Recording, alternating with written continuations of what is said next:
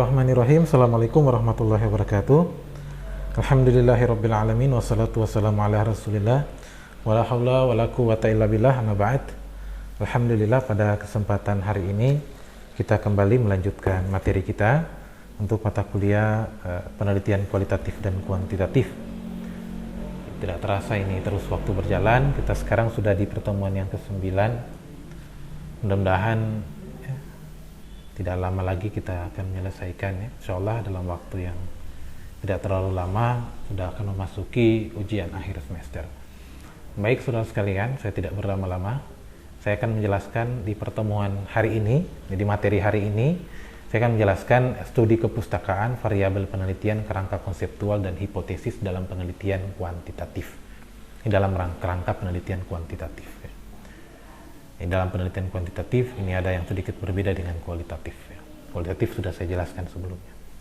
Baik, di dalam penelitian yang perlu saya sampaikan di sini adalah Anda nanti ketika akan melakukan penelitian, dalam melakukan riset nanti, maka Anda harus melakukan penelusuran penelitian.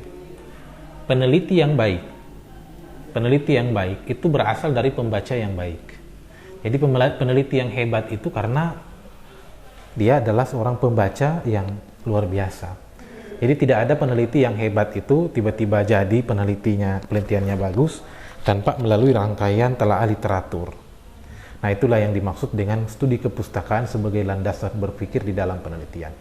Pokok bahasan ini akan saya jelaskan lebih awal. Kenapa ini penting? Kenapa? Karena ini merupakan bagian yang punya hubungan keterkaitan dengan materi-materi atau bagian-bagian lain di dalam penulisan karya ilmiah. Anda akan bisa melakukan penulisan karya ilmiah yang baik, yang bagus, ya tentu karena ditunjang dengan referensi-referensi yang cukup dan memadai. Sehingga yang harus dilakukan ketika sudah menentukan bahwa saya akan melakukan riset penelitian nanti, maka lakukanlah studi literatur, telaah literatur. Nah, tujuannya adalah maksud di sini adalah untuk menelusuri literatur yang digunakan di dalam penelitian. Akan mencari referensi-referensi penelitian-penelitian terdahulu. Jadi jangan sampai nanti Anda kemudian tidak melihat referensi di penelitian terdahulu. Perlu Anda melihat, utamanya penelitian kuanti, agar nanti Anda akan bisa membuat satu rumusan dalam penelitian yang jelas, spesifik di penelitian Anda, bahwa penelitian ini sebetulnya sudah ada yang melakukan penelitian sebelumnya, namun yang membedakan penelitian Anda dengan yang lain adalah apa. Ini penting sekali. Itu yang pertama. Yang kedua, sebagai bahan rujukan bagi Anda sebagai peneliti, dengan melakukan telaah literatur seperti itu, Anda akan mengetahui bahwa kerangka penelitian saya ke depan akan seperti ini. Maka saya harus menyiapkan apa-apa saja yang perlu saya harus lakukan, agar supaya riset kuantitatif saya ini benar-benar baik dan berkualitas. Kenapa? Karena Anda sudah melihat referensi-referensi yang jadikan sebagai rujukan di dalam penelitian kuantitatif. Itu adalah penelitian terdahulu. Makanya sangat penting di dalam penelitian. Nah, studi kepustakaan juga ini diperlukan untuk mengetahui, ya, sampai di mana ilmu yang berkaitan dengan penelitian Anda berkembang. Jangan sampai nanti Anda sudah membuat satu penelitian, ternyata penelitian itu sudah tidak lagi menjadi penelitian yang menarik di era saat itu. Jadi harus benar-benar diperhatikan. Ilmu pengetahuan itu terus berkembang begitu cepat. Cepat sekali ilmu pengetahuan ini berkembang. Sekarang Anda di semester 4. Di semester 6 sekarang saya mengajar itu, saya sempat menyampaikan kepada mahasiswa kemarin di mata kuliah perbandingan administrasi bahwa ada paradigma yang berubah di dalam ilmu administrasi. Di mana sekarang ini sudah masuk pada 4.0. Yang akan, ya, kita sudah berada pada era 4.0, 4.0, ya, yang akan memasuki era 5.0. Di mana penelitian-penelitian itu tentu akan mengarah ke sana. Ilmu-ilmu akan berkembang ke sana. Sehingga ini yang dimaksudkan adalah kita harus update perkembangan ilmu pengetahuan yang berkaitan dengan bidang yang akan kita teliti. Ilmu administrasi negara, ya Anda konsen ke situ. Anda akan coba melihat bagaimana perkembangan ilmu administrasi negara di era 4.0 sekarang ini dan akan memasuki 5.0. Ya, tidak menutup kemungkinan Anda akan masuk di 5.0. Kenapa? Karena masih semester 4 sekarang ini. Ini perlu diperhatikan karena perkembangan ilmu pengetahuan. Jangan sampai ini sudah tidak menjadi suatu kebaruan. Karena penelitian itu harus ada kebaruan. Nah, studi kepustakaan juga dapat dikatakan sebagai studi pendahuluan ya, untuk mengetahui seperti apa ya penelitian-penelitian sebelumnya yang berkaitan dengan penelitian yang akan Anda lakukan. Studi kepustakaan juga dilakukan agar peneliti dapat bekerja sama lebih sistematis tentang cara-cara menulis karya ilmiah, serta cara-cara menganalisis suatu masalah penelitian. Jadi, studi kepustakaan ini dilakukan agar Anda sebagai peneliti belajar secara awal ya, tentang bagaimana cara menulis karya ilmiah yang baik, bagaimana cara menulis karya ilmiah yang bagus, agar supaya penelitian Anda benar-benar penelitian yang baik. Jadi benar-benar seorang peneliti harus mampu memang sedari awal ya melihat penelitian-penelitian orang lain ya. Supaya apa? Ya supaya Anda sudah bisa mengetahui bahwa ternyata seperti ini penelitian saat ini dan ke depannya. Ya, Anda sudah bisa mengetahui di mana kekurangan-kekurangan peneliti, Anda sudah bisa tahu, sehingga harus perlu ditutupi. Saya sarankan bahkan ke depan ini Anda mesti melihat perkembangan analisis metode penelitian terbaru. Jadi harus update juga. Nah, di dalam penelitian, ketika Anda sudah melakukan telah literatur, sudah melakukan upaya untuk memecahkan permasalahan-permasalahan penelitian Anda dengan melihat penelitian-penelitian terdahulu, maka dari situ kemudian akan memunculkan variabel penelitian. Kenapa? Karena variabel inilah yang akan menjadi bagian yang akan Anda teliti. Sehingga peneliti harus memperhatikan benar-benar variabel penelitian. Di dalam penelitian kualitatif bukan disebut sebagai variabel, tapi disebut sebagai fenomena pengamatan. Di dalam penelitian kuantitatif ini ada variabel. Jadi variabel ini merupakan bagian yang sangat penting ketika Anda melakukan penelitian. Apa itu variabel? Kita lihat definisinya. Variabel adalah segala sesuatu yang berbentuk apa saja yang ditetapkan oleh peneliti untuk dipelajari sehingga diperoleh informasi tentang hal tersebut, kemudian ditarik kesimpulannya. Jadi variabel penelitian ini adalah berbentuk apa saja. Kalau kita lihat di dalam penelitian ilmu-ilmu eksak, variabel ini bisa berbentuk benda mati, bisa benda hidup.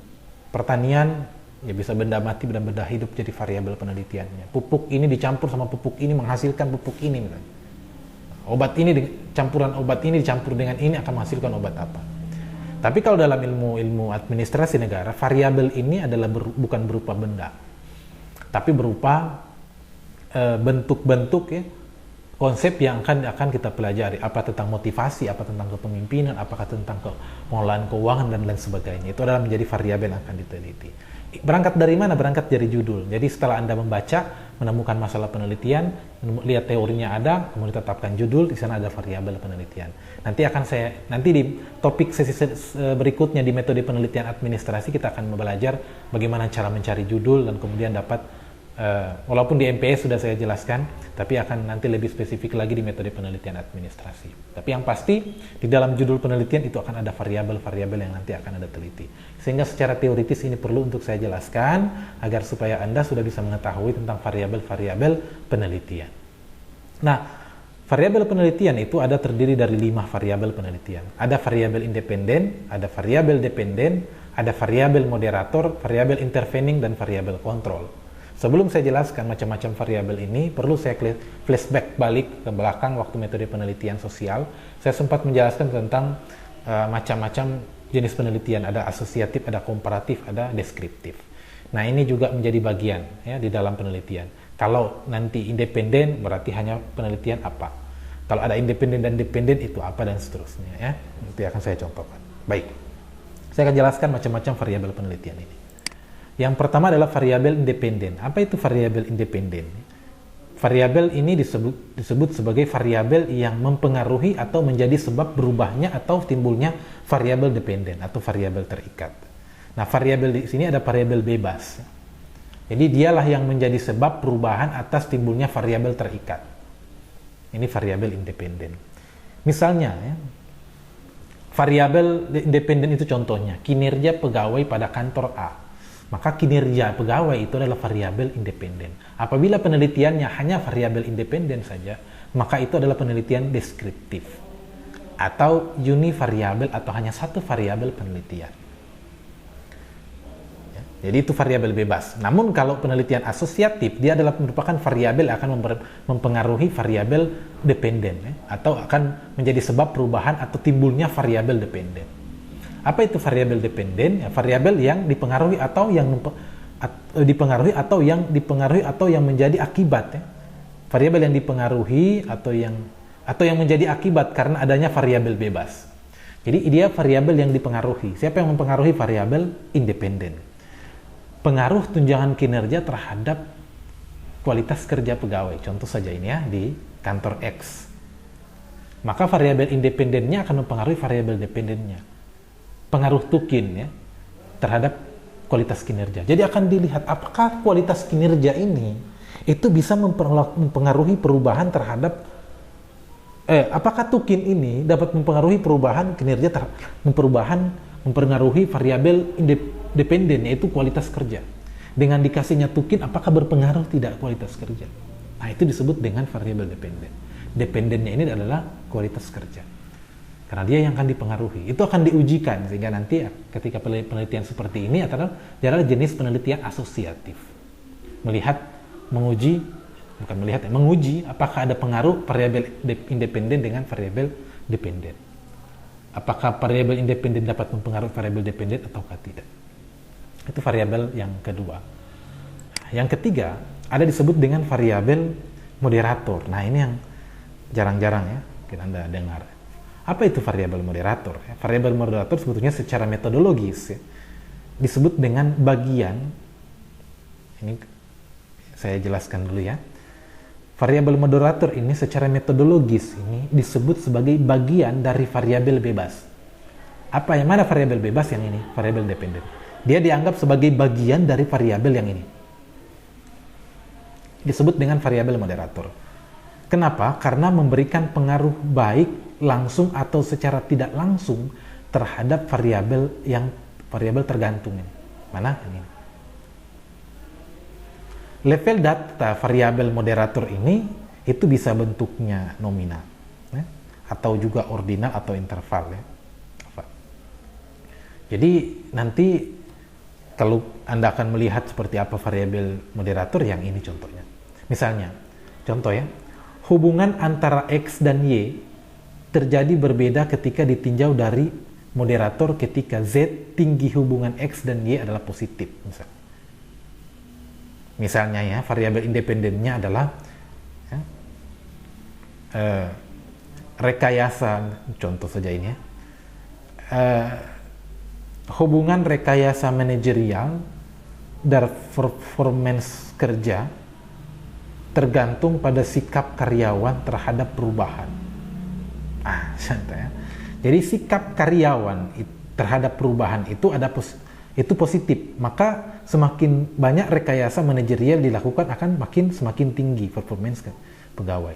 Nah, kalau dia negatif maka makin menurun.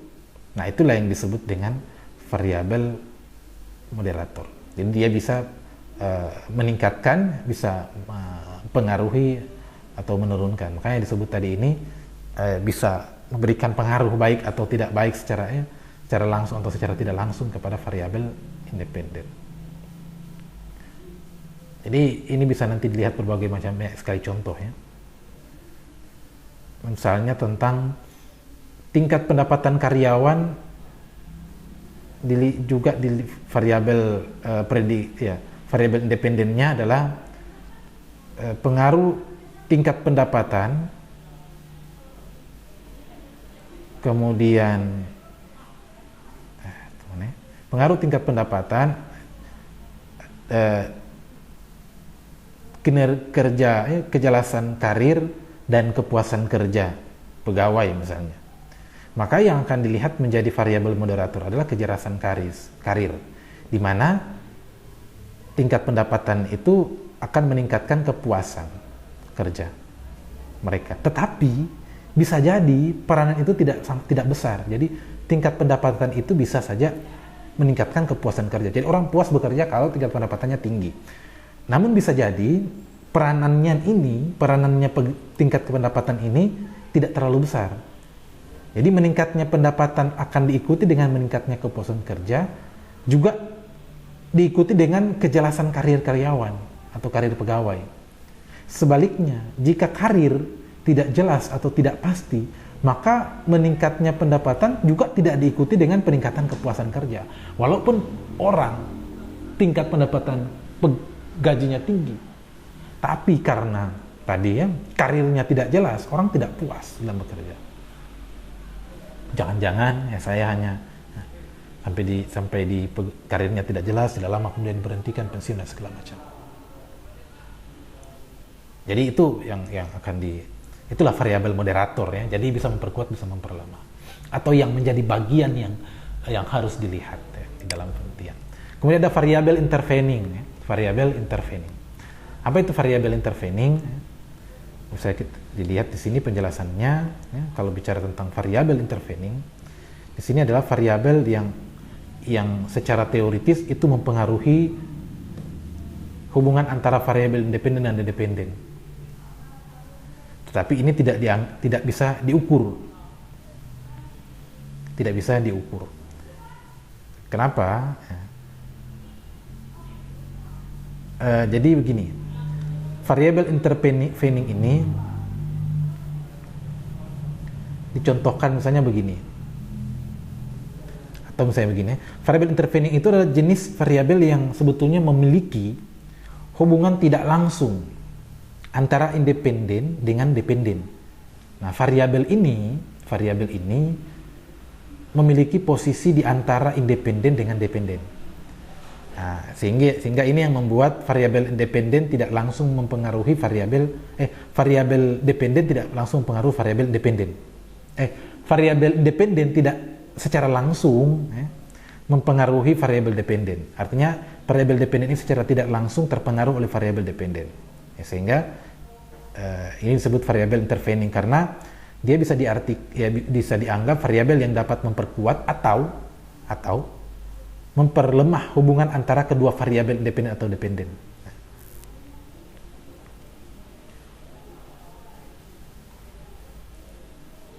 Jadi dia variabel yang baru, variabel yang lain.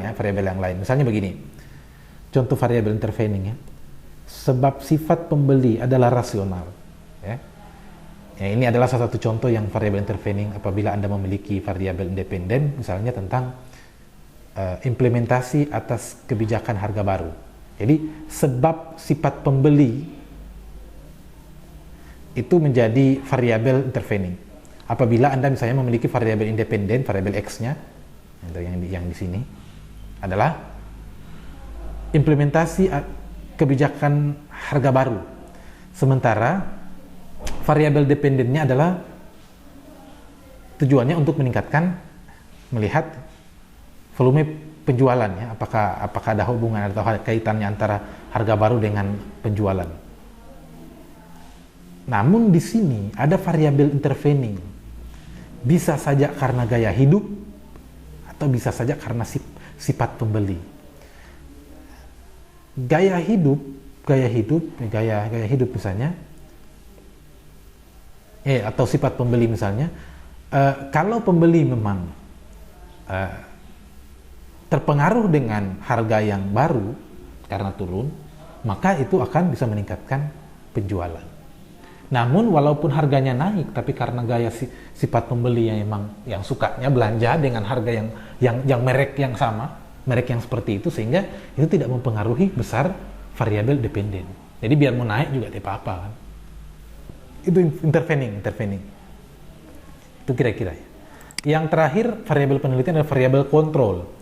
Apa itu variabel kontrol? Kalau kita melihat di sini adalah variabel yang dikendalikan atau dibuat konstan sehingga hubungan variabel independen terhadap variabel dependen tidak dipengaruhi oleh faktor luar yang tidak diteliti. Jadi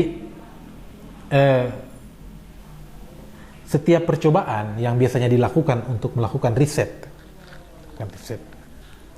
biasanya ini memiliki banyak variabel kontrol. Sehingga kemudian penting bagi para seorang yang melakukan riset untuk mencoba mempertahankan variabel konstan, kecuali untuk variabel independen. Jika variabel kontrol ini berubah selama percobaan, itu dapat membatalkan korelasi antara variabel independen dan dependen. Ya. ketika dia berubah. Jika memungkinkan variabel kontrol ini harus diidentifikasi atau diukur dan dicatat. Walaupun sebetulnya variabel kontrol mungkin tidak diukur ya, atau variabel ini dapat memiliki pengaruh yang signifikan terhadap hasil percobaan ya, atau bisa saja karena kurangnya kesadaran terhadap adanya variabel kontrol yang menyebabkan hasil yang salah atau hal-hal apa saja yang disebut dengan atau yang dianggap sebagai perancu di dalam penelitian. Misalnya Anda mencoba menentukan apakah, contoh saja ini, pupuk nih, contoh saja pupuknya tertentu itu bisa berpengaruh pada tumbuhan tanaman. Variabel bebasnya misalnya, atau misalnya begini, tukin misalnya Anda berharap bisa menjadi berpengaruh terhadap kinerja. Kalau ini kayaknya variabel bebasnya adalah kinerja itu sendiri. Sedangkan variabel yang menjadi variabel bebasnya misalnya tentang tadi ya, tentang kinerja, tentang tukin, ada tidaknya tukin. Sedangkan variabel terikatnya atau yang dipengaruhi atau dependennya adalah peningkatan kinerja. Jika Anda tidak mengontrol disiplin pegawai, maka ini akan bisa saja mempengaruhi hasil yang akan Anda lakukan. Kenapa? Karena ya walaupun tukinnya tinggi, tapi kalau tidak disiplin ya sama, kira-kira begitu. Jadi itu menjadi bagian yang akan diperhatikan di dalam variabel kontrol. Jadi saya kira itu dalam variabel penelitian. Nah, di dalam penelitian itu sendiri, kalau kita bicara tentang variabel, itu banyak sekali paradigma variabel penelitian. Ada yang variabel sederhana, ada yang berurutan, ada yang ganda, 2 variabel, dan segala macamnya. Sampai dengan variabel paradigma jalur yang menggunakan analisis SEM, yang sekarang terbaru ini, yang lagi ramai. Itu banyak sekali, tinggal Anda lihat. Ini berbagai macam paradigma penelitian. Kalau asosiatif yang sederhana, yang hanya menggunakannya korelasi produk momen saja, atau hanya melihat hubungan pengaruh antara X dan Y misalnya saja ya, atau paradigma sederhana berurutan X1, X2, X3, faktor-faktor yang mempengaruhi kinerja pegawai, faktornya apa saja, ada tukin, ada disiplin, ada macam-macam. Jadi X1, X2, X3 mempengaruhi terhadap kinerja pegawai Y.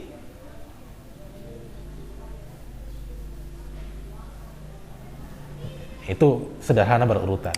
Ada ganda dengan 2 variabel independen seperti ini, bersama dengan tadi. Ada ganda dengan 3 variabel independen, banyak. Ada paradigma jalur X1, X2, ada Y, ada Z. Nah, itu terserah Anda sebagai peneliti. Sehingga tadi harus benar-benar kalau Anda memang mau serius melakukan riset nanti, perhatikan betul variabel penelitian, Anda mesti kuasai variabel penelitian. Nah, kerangka konseptual di dalam penelitian ini biasanya digunakan tujuannya untuk membuat peneliti mengetahui alur pikir penelitian dan bagaimana cara penyelesaian masalah penelitiannya. Sehingga di sini disebut dengan kerangka konseptual. Apa itu kerangka konseptual? Di sini merupakan jalan pemikiran berdasarkan alur, logika berpikir untuk bisa memecahkan masalah penelitian. Isinya tentang langkah-langkah atau kerangka pemecahan masalah yang harus dilakukan dalam penelitian. Jadi kerangka konseptual nanti yang akan mengantarkan peneliti untuk bagaimana melakukan penelitian. Nah, sebelum melakukan penyusunan kerangka konseptual, perlu dijelaskan terlebih dahulu tentang kerangka proses berpikir penelitian. Jadi, Anda harus membuat kerangka berpikir penelitian Anda. Mulai dari variabel penelitiannya apa sub-sub variabel penelitiannya, indikator penelitiannya apa. Kalau ada deskriptornya, silahkan deskriptornya dibuat. Dasarnya teori atau peraturan perundang-undangan tergantung variabel yang diteliti. Kalau variabel yang berkaitan dengan peraturan perundang-undangan yang menjadi rujukan, maka peraturan perundang-undangan yang menjadi dasar untuk nanti dikembangkan ke dalam kerangka pemikiran. Tetapi kalau teori, berarti teori yang harus diturunkan. Misalnya tentang kualitas pelayanan publik, maka yang diturunkan di situ adalah kualitas pelayanan publik menurut teorinya siapa. Para Surahman misalnya, tangibles, jaminannya, ada assurance-nya, ada responsibility. Itu adalah kerangka teori, kerangka berpikir, ya, proses berpikir yang akan dituangkan dalam kerangka konseptual. Tujuannya untuk apa? Agar memberikan tuntunan berpikir secara deduktif, melalui studi teoritik serta memberikan tuntutan berpikir secara induktif melalui studi empirik. Jadi peneliti akan ada tuntunan di dalam melakukan penelitian, jelas mana variabelnya, mana variabelnya, mana indikatornya, akan mengukurnya seperti apa rancangan kuesionernya dan segala macamnya. Sehingga dengan demikian peneliti akan terbuka cara berpikirnya bahwa akan melakukan penelitian dengan apa-apa saja yang akan saya cari tahu. Dengan begitu peneliti akan kemudian memudah dalam melakukan penelitian nanti. Kenapa? Karena sudah jelas kerangka berpikir penelitiannya. Nah, studi teoritik ini biasanya merupakan landasan proses berpikir ya, karena proses berpikir dasarkan pada teori dan konsep yang ada dan bersifat general dan berlaku secara umum. Nah, untuk selanjutnya akan ditarik analisis permasalahan penelitian ke arah yang bersifat lebih khusus ya. Jadi yang umum ke yang khusus. Nah, studi empirik, ya. Kenapa? Karena memang dalam penelitian kuantitatif dia sifatnya deduktif ya. Dari umum ke khusus. Studi empirik ini merupakan landasan proses berpikir secara induktif karena proses berpikir ini dasarkan pada temuan-temuan penelitian terdahulu yang bersifat khusus untuk selanjutnya ditarik analisis permasalahan ke arah yang bersifat umum karena nanti akan dijadikan sebagai dasar untuk melakukan penelitian kuantitatif. Nah, pola berpikir yang deduktif ini adalah penarikan kesimpulan untuk hal yang spesifik atau yang khusus ya. Nanti Anda bisa baca. Yang perlu saya tekankan adalah nanti ketika Anda sudah menentukan variabel penelitian, jangan lupa nanti kalau memang memerlukan hipotesis, nanti buat hipotesisnya. Apa itu hipotesis? Sebetulnya hipotesis itu hanya adalah dasar pernyataan peneliti untuk diuji. Jadi ketika penelitiannya asosiatif nanti atau komparatif, Anda boleh melakukan, Anda harus mencantumkan hipotesis. Dan hipotesis itu adalah dugaan sementara yang akan diuji oleh peneliti. Seperti apa hipotesisnya bisa banyak contoh-contoh yang bisa Anda lihat ya dalam penelitian. Saya kira itu yang dapat saya sampaikan. Ketika ada pertanyaan silahkan diajukan di grup WhatsApp yang sudah ada. Terima kasih. Sekali lagi mohon maaf apabila ada salah kata. Jangan lupa ya tugas UTS-nya bisa dikumpul hari ini. Saya kira itu syukur untuk jazakumullah khair. Assalamualaikum warahmatullahi wabarakatuh.